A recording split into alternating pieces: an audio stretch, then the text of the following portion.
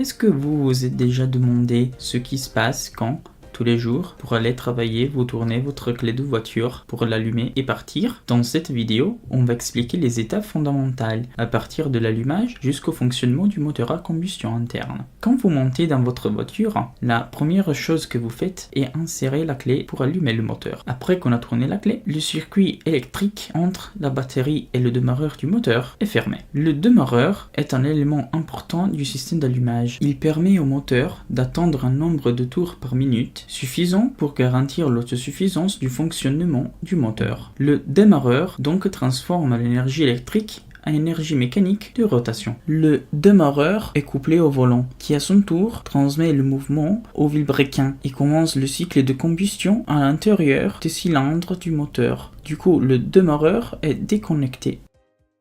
Mais comment est-ce que se produit la combustion interne dans un moteur?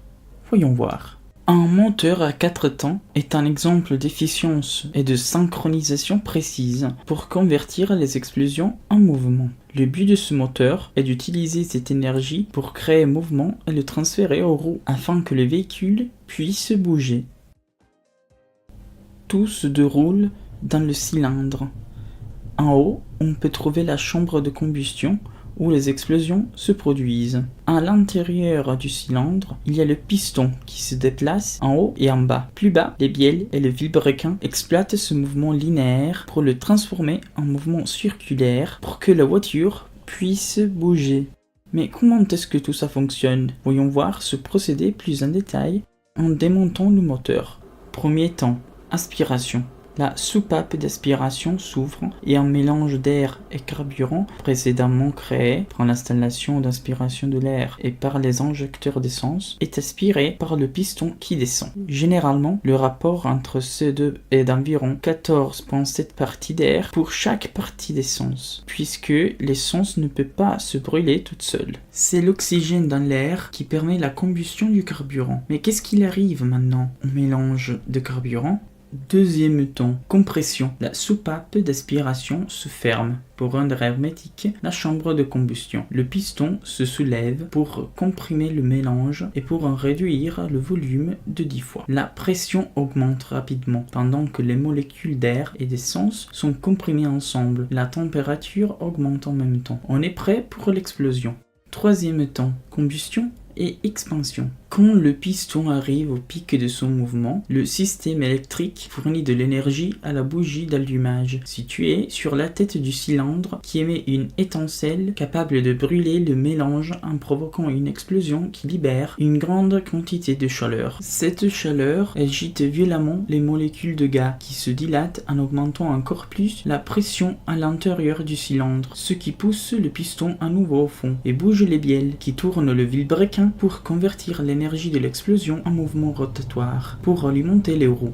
L'étape finale de ce cycle est le quatrième temps, c'est-à-dire l'échappement. Le piston se lève à nouveau et la soupape d'échappement s'ouvre. Le piston peut donc pousser les gaz d'échappement produits par la combustion à l'extérieur du moteur.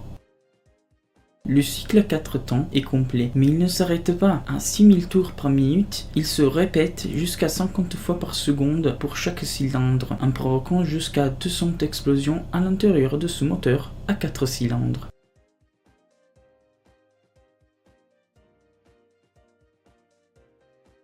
JAES, engagé depuis plus que 10 ans dans le secteur de fourniture industrielle, est devenu le partenaire de référence pour certaines entre les entreprises les plus importantes dans le secteur automobile, offrant son propre support technique sur tous les composants nécessaires au processus de production de nos véhicules.